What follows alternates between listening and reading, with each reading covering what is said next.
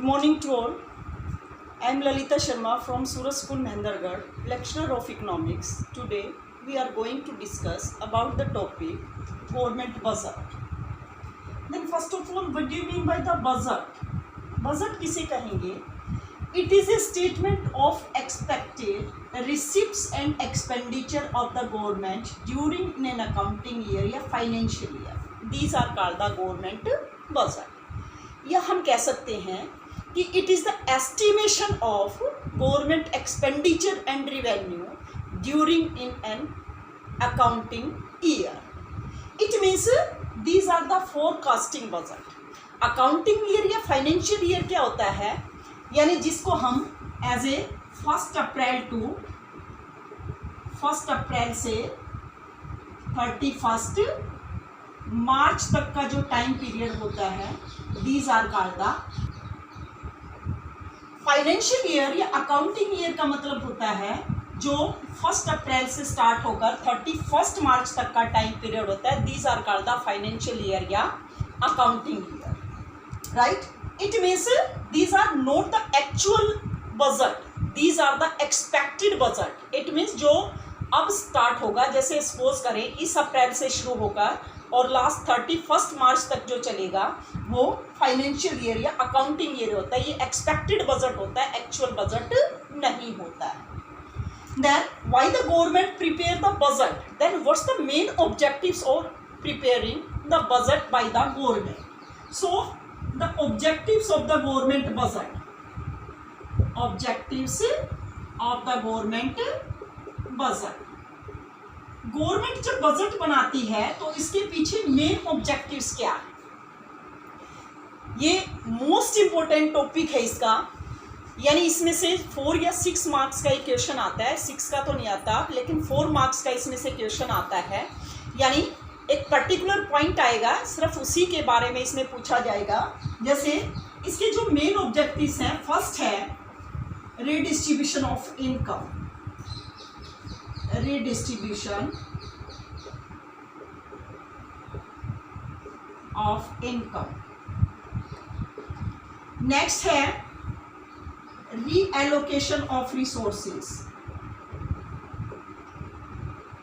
reallocation of resources.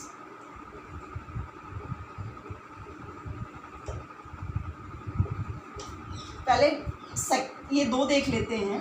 Redistribution of income, यानी in our country the national income या our income are distributed among the different people, these are unequal.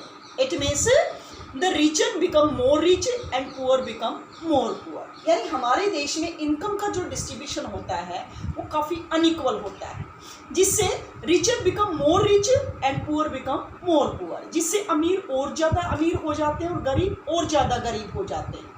So this also create the gap between have and haves not, यानी richest and poorest section. यानी जिसके कारण haves और have not यानी richest और poorest के बीच जो gap है वो काफ़ी वाइड होता जाता है. Then these gap can be reduce by the government by their budgetary policy. तो जो गवर्नमेंट है वो अपनी बजटरी पॉलिसी से इस गैप को रिड्यूस कर सकती है. कैसे? Bye using the taxation and subsidies policy. यानी इसमें 2 मेन पॉलिसी अप्लाई की जाती हैं, टैक्सेशन एंड सब्सिडी पॉलिसी. इसके लिए गवर्नमेंट क्या करती है, यानी टू रिड्यूस द गैप या to create the unequal distribution, यानी हमारी इनकम का दोबारा से डिस्ट्रीब्यूशन करती है अपनी बजटरी पॉलिसी के द्वारा. And for this purpose the government also uses the budgetary policy, and for this purpose the government also impose the heavy tax burden on the richest persons and also providing subsidies to the poorest section. यानी जिसके कारण जो अमीर लोग हैं उन पर बहुत भारी मात्रा में टैक्स लगा दिया जाता है, जिससे उनकी इनकम रिड्यूस हो जाती है.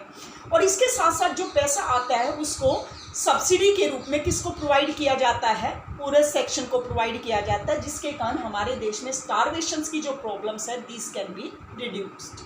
सो बाय दिस प्रोसेस या by their budgetary policy the government can control the unequal distribution in our economy, it means the income also redistributed by the budgetary policy among the richest and poorest section. So these are the main objectives of the government budgetary policy, यानी income को redistribute किया जाता है, दोबारा से distribute किया जाता है ताकि रिचेस्ट और पुअरेस्ट के बीच गैप बहुत ज़्यादा मात्रा में क्रिएट ना हो. Then second is reallocation of resources. Reallocate करना, इट मीन्स डिस्ट्रीब्यूट करना, दोबारा से डिस्ट्रीब्यूट करना. आप ये देखो, what's the main objectives of the private entrepreneurs. जो प्राइवेट प्रोड्यूसर्स होते हैं उनका मेन ऑब्जेक्टिव्स क्या होता है? By using the resources they produce those types of goods and services which provide him the maximum profit.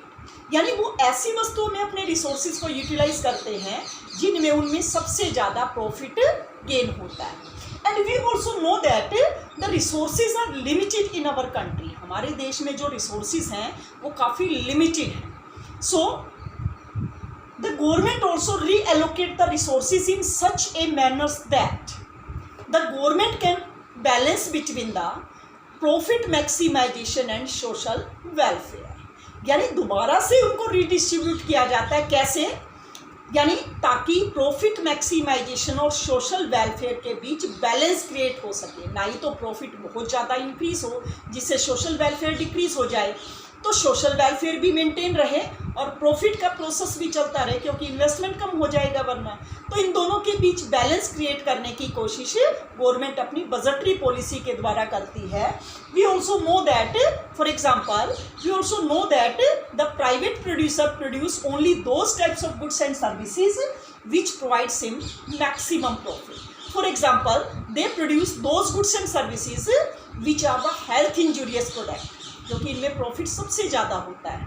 For example alcohol है, tobacco है, यानी इनके प्रोडक्शन में, क्योंकि इन वस्तुओं के हैबिचुअल होने के बाद सभी कंज्यूमर इनको परचेज करते हैं, इसलिए ऐसी वस्तुओं में के प्रोडक्शन में मैक्सिमम प्रॉफिट होता है.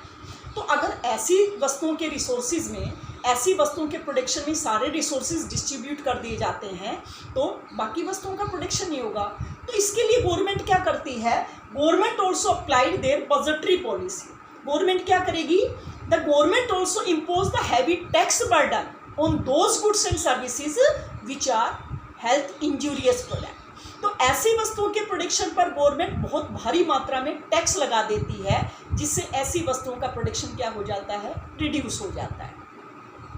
And to encourages the production of those goods which are related to the social welfare. और ऐसी वस्तुओं के प्रोडक्शन को इंकरेज करने के लिए गवर्नमेंट क्या करेगी? जो सोशल वेलफेयर से रिलेटेड है, the tax concession also provided by the government as well as the subsidies also provided for those types of productions which are related to the social welfare, not for the profit maximization. For example, जैसे textile mills वगैरह हैं, defence है, infrastructures के development पर expand किया जाता है. तो ऐसी वस्तुओं के प्रोडक्शन को प्रमोट करने के लिए गवर्नमेंट उनको सब्सिडी प्रोवाइड करती है, टैक्स में कंसेशन प्रोवाइड किया जाता है ताकि ऐसी वस्तुओं का प्रोडक्शन ज़्यादा से ज़्यादा मात्रा में इंक्रीज हो सके. So by this process, the government budgetary policy can redistribute the resources in such a manner that there is a balance between the profit maximization and social welfare. तो इस तरह से डिस्ट्रीब्यूट किया जाता है, इस तरह से रीडिस्ट्रीब्यूट कर दिया जाता है रिसोर्सेज को ताकि प्रॉफिट मैक्सिमाइजेशन और सोशल वेलफेयर के बीच बैलेंस क्रिएट हो सके. Right? These are the second main objectives of the government budgetary policy. Then third is economic stability. Economic stability या प्राइस स्टेबिलिटी कह सकते हैं हम इसको.